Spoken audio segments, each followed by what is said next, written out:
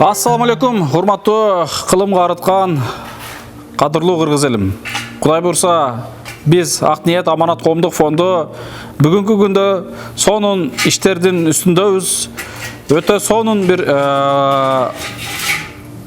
сапардабыз иншалла. Албетте жалгыз эмес, жалпы сиздер менен, кайрымдуу, берешен, жоомарт инсандар менен.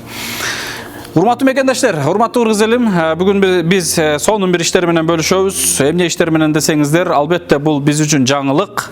Ким үчүн кандай экенин билбейм, бирок биз үчүн өтө сонун жаңылык. Муктаждар комплексинде жалпысынан айтып келатам, 9 үй бүлө болгон болсо, 2 үй бүлө жашай тургандагыдай жашоочу турак жай берүүгө даяр, момундай айтканда. Мен азыр аны көргөзөм толугу менен. 2 үй бүлөгө үй толугу менен даяр чындыгында. Биз азыр аны көргөзөбүз. Мен азыр эмне иш менен бөлүшкүм келип турат. Бул жерде ушундай бир агабыз, мен дайым айтып атам, 2 семьянын патологун кактырып берген деп. Мен азыр ушуну боюнча сиздер менен бөлүшүп койсом. Урматтуу мекендештер, урматтуу кыргыз элим, мынакей азыр биздин 2 семьянын 4 комната патологу момундай айтканда даяр. Мына ушуну жасатып берген агабыздан Алла разы болгон болсун. Ушул агабыз устаны өзү алып келип, патологун толугу менен кактырып берди. Биз материалын алып бердик, кызмат акысын ошол агабыз берди. Чындыгында ушунчалык кичипейил ага. Менден бир топ эле чоң, 77-жылкы болуш керек. Дайыма Медер ачы деп ушинтип кайрылат.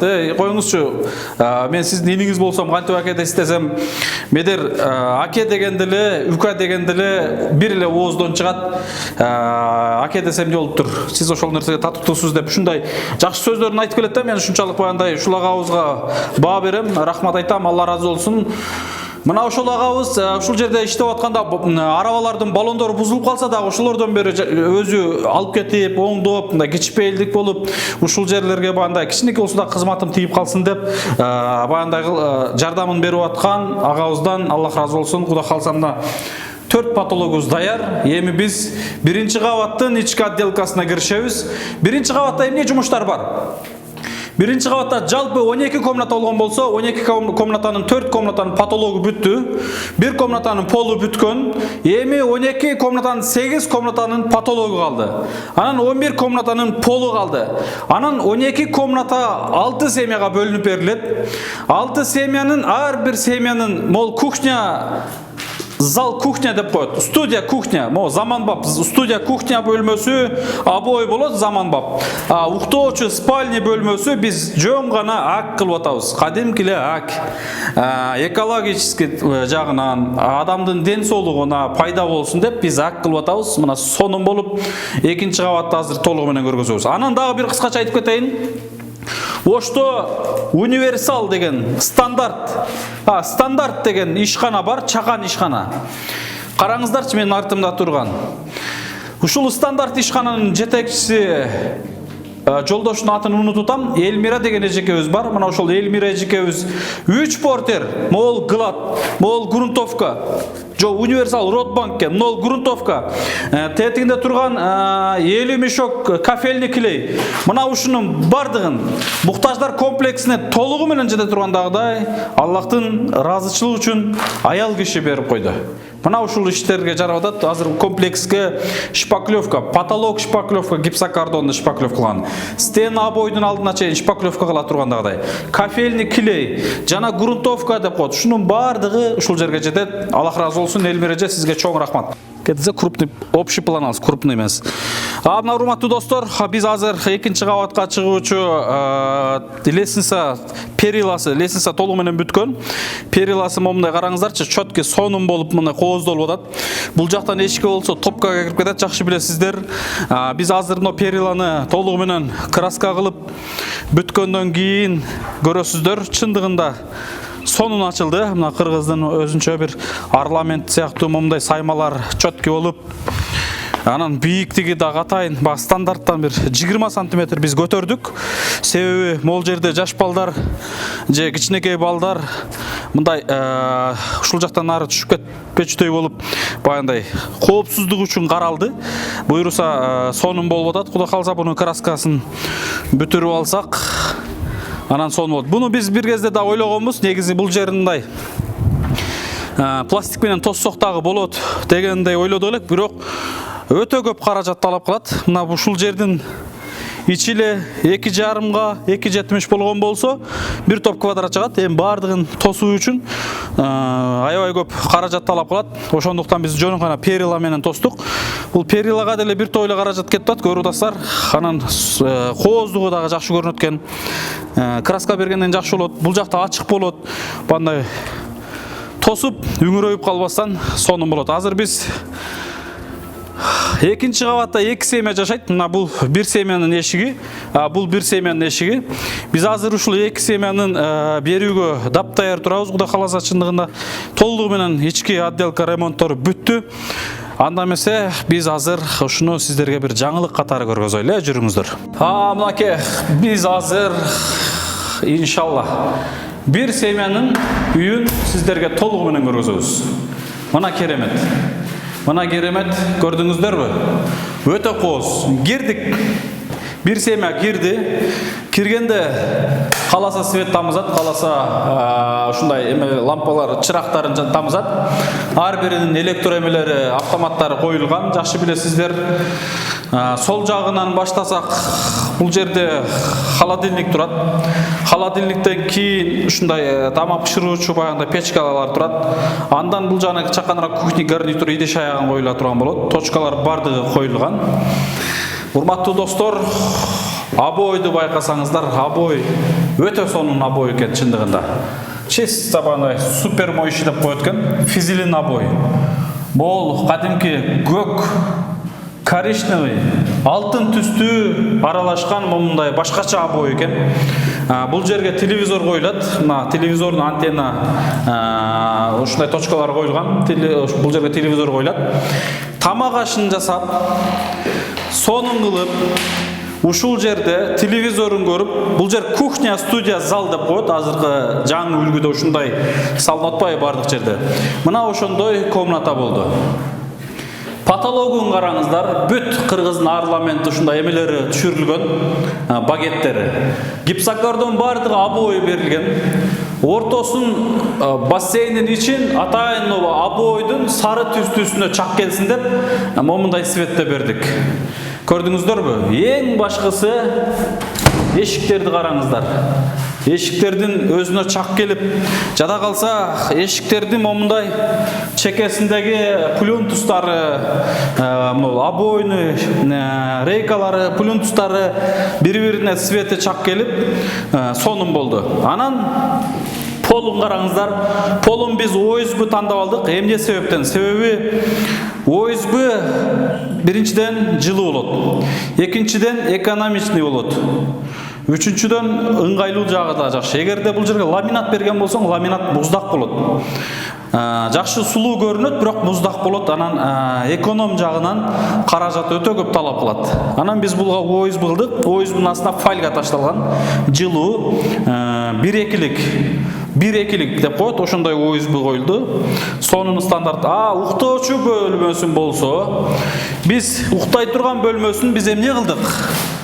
Мына азыр балдар потологун краскасын берди. Бул даяр уже бүттү толугу менен. Уктоочу бөлмөсүн биз кадимкиле акташ менен актап, мол кадимкиле акта, стен ак болду, потолок гипсокардон менен берип туруп, анан момундай обой жармашылды. Чындыгында мен усталар иштеп атканда бул жерде 1 саат отуруп, наркомтада 1 саат отуруп көрүп атам да мындай. Адам башкача эс алып, башкача дем алат экен деп атам да. Сонун экен чындыгындачы. Мен дагы бир өзүмдүн үйүмдө бир жок дегенде бир 2 бөлмөсүн актасам деп өзүмчө бир кыялдан жүрөм. Себеби сонун экен да. Дышайт экен, эс алат экенсиң. Сонун аба экен. Обойдо болсо чындыгында бардыгы ысылып калат экен. Эми ал комнатаны деле ак кылып койсок болмок, бирок бул жерде ушунча жагына заманбап карап аткандан кийин хотя бы бир семьянын бир бөлмөсү момундай заманбап обой менен татынакай кылып туруш керек да. Эмне үчүн биз өзүбүзгө каалаганды ушул муктаждарга каалабайбыз деген суроо бизде. Спальня бөлмөсүндө деле кадимкидей мына электро точкалар заманбап. Телевизорный атайын мынакей кабельный антенна, свет жанат, телевизор бул жерге коюлат. Сонун болуп укташат. Момунда айтканда азыр биздин бир семьянын үйү мынакей көрдүңүздөр да, толугу менен сонун даяр. Эми жүрүңүздөр, биз азыр экинчи семьяны көргөзөбүз иншалла. Биз азыр мынакей биринчи семьянын үйү ушул жак. Эми экинчи семьяны көргөзөбүз. Жүрүңүздөр, экинчи семьядагы өзүнчө бир урматтуу достор, туугандар, мына азыр камеранын жардамы менен сиздерге толук көргөзүп бере алып атабызбы? Негизи эле мындай өңдөрү, түстөрү толугу менен жакшы көрүнгөн болуп атабы? Бул обой кадимки алтын цвет, каймак цвет экен. Бул ушул кече бизге наркы комнатанда, бул комнатандагы обойлору Россиядан келди. Караңыздарчы, өзгөчө обойлор, чөткө обойлор, потолоктору мына 3 түрлүү МДФ капталган, ортосунда алтын түстүү, оюн ортосунда болсо площадь ак, чекеси коричневый. Мына ушинтип обойлор сонун болуп, полу бүтүп, кыскасын айтканда, бул семьядагы дап-даяр турат берүүгө. Эшиктерибизди көрүп мынакей өзүнчө эле жылтырап, чөткө болуп турат. Анан могул эми бардык жагына каралып атат да, бул жерде дизайнер жагынан да каралып атат. Чындыгында эптеп эле бир бүтүрүп коюш деген жумуш жок, негизи билесиздер жакшы. Ар бир жумуштарга кылдаттык менен карайбыз. Мына могул угольник деп коет, мына обойный атайын ушундай рейка угольник. Ушунда эле көп жерде агын эле кылып коет. Кооз болсун деп, жарашсын бири-бирине деп, мына көрдүңүздөрбү? Плинтустагы атайын ушундай күрөң түстү тандап алдык. Эшиктин обналичкасына туура келсин деп, бардыгы бири-бирине чак келсин деп, караңыздар, бул өзүнчө бир дизайнер жумуш да, мындай айтканда сонун болду да. Потолоктору, стенасы, эшиктери бири-бирине жарашып, чөткө болот. Эми биз полду лактайбыз. Ошондо Кудай кааласа дап-даяр болуп калат. Бул бөлмө болсо мына ушул экинчи семьянын бөлмөсү, бул деле адаттагыдай эле ак таш менен акталган, аппак болуп турат. Сонун потологун момундай МДФ менен атайын кооздолду, караңыздар. Эми бул потолокту МДФти деле бир прямо эле берип койсок болмок. Ошол эле материал кетет. Кичине эле кызмат акысынан эле бир айырмасы болушу мүмкүн, бирок материал ошол эле материал болот. Бирок мындай кооз көрүнсүн, ушул жерде жашоочу муктаждардагы бир ушуларды көргөндө бир сонун нерсени эстеп, элибизге чөткө бир дуа кылып турсак экен деген гана ниет иншалла. Мына ушундай достор, эки семьянын үйү толугу менен бүттү. Кудай кааласа балдар экинчи кабатта ички отделкаларын толугу менен бүтүрүп калды. Эми биринчи кабатты баштайбыз. Анан азыр тигүү ишкана бөлмөсүнүн обойлорун киришип, уже ал жакта обойун баштаган турушат. Ал жак обой бүткөндөн кийин дагы биз экинчи кабатты толугу менен сиздерге көргөзөбүз иншалла. Бул обойлорго жардамын берген урматтуу кыргыз элим, урматтуу мекендештерим, бул обойлорду жөнөткөн кимдер? Ушул кыргызстандык Мирбек деген агабыз, жана ошол Мирбек агабыздын таанышы экен, өзү Москванын жараны орус кемпир ушул обойлорго жардам берди. Караңызчы, Москванын, Россиянын жараны орус кемпир биздин Ак ниет аманат коомдук фондунун жумушу боюнча маалыматы бар экен. Четте карап калбастан биздин кыргыз жарандарына, кыргыз улутуна Москва жараны жардам берип атат иншалла. Алла разы болсун, ошол кемпиринеден да Алла разы болсун, ниеттерине Кудайым жеткирген болсун. Караңыздар, чөткө чындыгына баанда бүткөн сайын шунчалык бир кубанычтар болуп атат. Кудай кааласа мына ушул кубанычтар албетте сиздердин сүйүнүчүңүздөр, сиздердин кубанычыңыздар иншалла. Урматтуу достор, биз экинчи кабатта эмнелер бул жакта жайгашкан. Экинчи кабатта ушул сол тарабында эки эшик турат. Бул эки эшикте эки семья жашайт. Андан бери келгенде бул жерде, ушул жерде жашоочу бүт муктаждар оокат кыла тургандагыдай. Бул жерге биз бирле жумуш, бирле банда жашоого туракча эмес, жумуш ордун да берип атабыз. Бул жер болсо жумуш орду, тигүү цехи. Бул мен артымда турган бөлмө чаканыраак ушул намазкана бөлмөсү. Мына ушундай экинчи кабатта 2 семьяга жана тигүү цехи, анан намазканасы жайгашкан. Көп инсандар айтат, бул жагындагы 2 этаж кылсаңар болот эле деп. Биз бул экинчи кабат башта проектиде жок болчу. Экинчи кабат идея бул өзүбүздөн чыккан, себеби бул момундай жерлер дайым эле чыга бербейт. Мындай жерлерди дайым эле бирөөлөр бере бербейт. Ушундай чаанда гана кезип, чаанда гана ушундай Алланын ыраазылыгын изденген инсан участокту бергенден, ушул участокту мындай татыктуу пайдалана алайлы дедик да. Көбүрөөк нерсени батырайлы дедик. Албетте шартыбызга да карадык. Ошондуктан экинчи кабат биз ушул жагын эле кошобуз деп ойлогонбуз. Бирок эгер бул жагын эле кошкондо экинчи кабаттын кары ушул намазкананын үстүнө түшүп калмакта. Биз ушуну ойлонуп отуруп, мен өзүм ойлонуп отуруп, ушул жерге чейин алып келгенди туура көрдүм.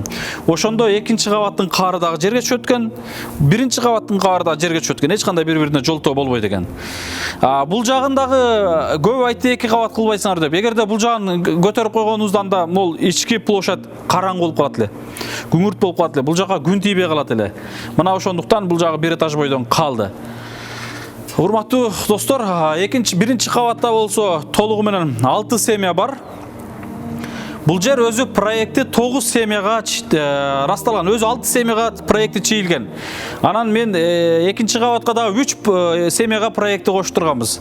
Ошондо 9 семьяга деп келатам. Ооба 9 семьяга проекти чийилип келатат. Бирок достор, бир семьянын жашоочу турак жайын биз иш бөлмөсүнө, тигүү цехына бөлүп койдук. Ошондо биринчи кабатта 6 семья, экинчи кабатта 2 семья, 8 семья толугу менен жашайт.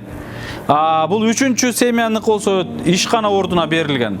Бирок ошол проекти 9 семьяга ылайыктуу болгондуктан деле биз 9 семья деп келатабыз. Анан перила боюнча айтып кеттим, караңыздар, чындыгында сонун кооз. Урматтуу кыргыз элим, урматтуу мекендештерим, бул иштерди күндө бүтүп атканын, алдыга жылып атканын көрүп алып ушунчалык кубанып атабыз. Ушунчалык сүйүнүп атабыз. Кээде чындыгында өзүңө өзүң ишенбей атасың. Себеби ушул иштер чындап эле болуп атабы? Бандай азыр бир эжелер келип кетти, мындай тарыхта болгон эмес депчи. Өзү кээ бир инсандарга чакан эле бир бандай здание болушу мүмкүн, бирок бунун бандай эмеси чоң. Бул тарыхта калчу жумуш. Бизде Кыргызстанда балдар үйү, карылар үйү деген бар, бирок муктаждар үйү деген жок да. Бул жер муктаждар үйү болот да. Бул жерде ушул 9-8 үй бүлө муктаждар жашаган болсо, ал 8 үй бүлө өмүр бою жашабайт. Кийинки муктаждык ар 5 жылда, ар 3 жылда балким алмашып, көбүрөөк муктаждар жашап, көбүрөөк муктаждардын дуасы мына ушул жерде кимде ким салым кошкон болсо ошолорго тийсе экен деп, ошон үчүн муктаждар үйү деп, муктаждар комплекси деп атын атаганбыз. Бул жердин аты Ак ниет, аманат, муктаждар комплекс болот. Эмне үчүн комплекс? Бул жерде бир эле жашоого турак жай эмес да, бул жерде жашоого турак жай бар. Экинчиден ишкана орду бар. Үчүнчүдөн балдар бакчасы бар. Кооздук үчүн ушундай чаканыраак дагы площадьтар бар.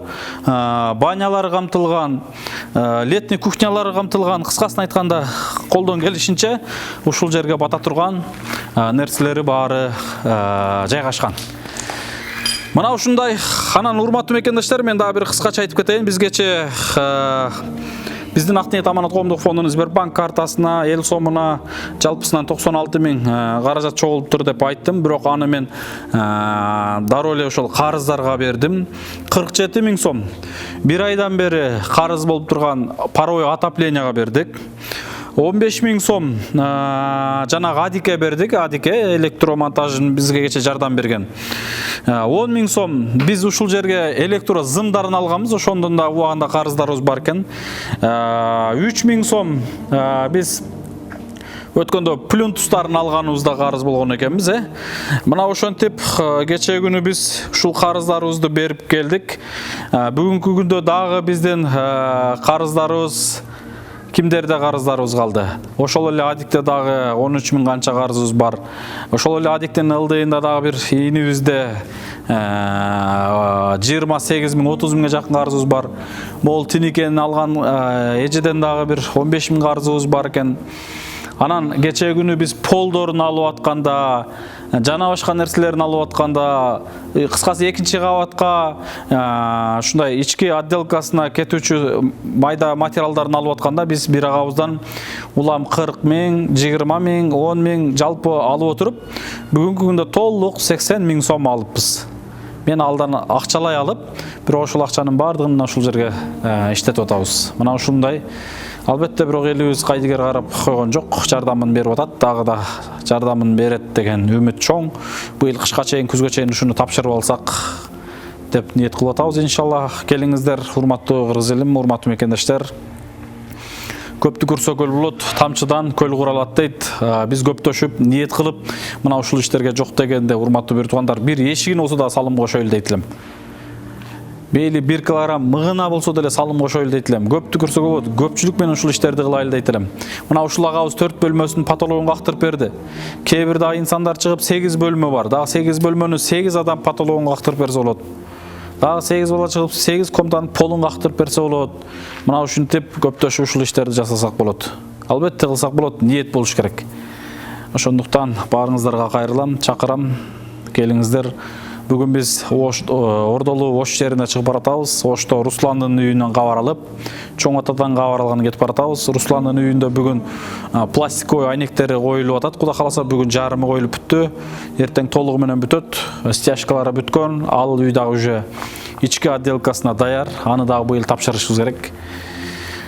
Мына ушундай достор, биздин иш пландарыбыз ушундай. Быйыл эң башкысы быйыл кыштын ызгар сууна чейин үйгө муктаж болгон, балдары менен барарга жери жок, жашаарга жайы жок, гараждарда, бетон сарайларда, вагондордо жашап аткан бүгүнкү күндө апалар бар, аталар бар. Кышта дагы кантип жашайм? Кышта үйүмдү кантип ысытам? Ошол үйүмө каяктан көмүр табам? Кантип жашайм деген инсандар бар. Мына ошондой чыныгы муктаждарды сүйүндүрүп, чыныгы муктаждарды үйлүү кылайлы дейт элек. Келиңиздер, кышка чейин ошолордун жакшылыгына себепкер болойлу. Кудай кааласа бул иштер сөзсүз бүтөт. Биз бул иштерге жардам берсек, бербесек дагы бул иштер бүтөт. Бирок бүткөн кезде өкүнүп калбайлы дейт элем. Мына ошондой муктаждарга чындыгында сонун бир жаңылык болсо керек. Мына ошол сүйүнүч көз жаштарга биргеликте себепкер кылайлы. Рахмат барыңыздар. Эгерде сунуш суроолор болгон болсо, биздин Ак ниет аманат коомдук фондунун WhatsApp байланыш эл сом номери 705 33 77 90. Сбербанк карталары да бар. Бардык фонддун эсеп счеттору баанда экран алдына коюлат. Ошол жака күмөнсүз жардам берсеңиздер болот иншалла. Рахмат. Салам алейкум.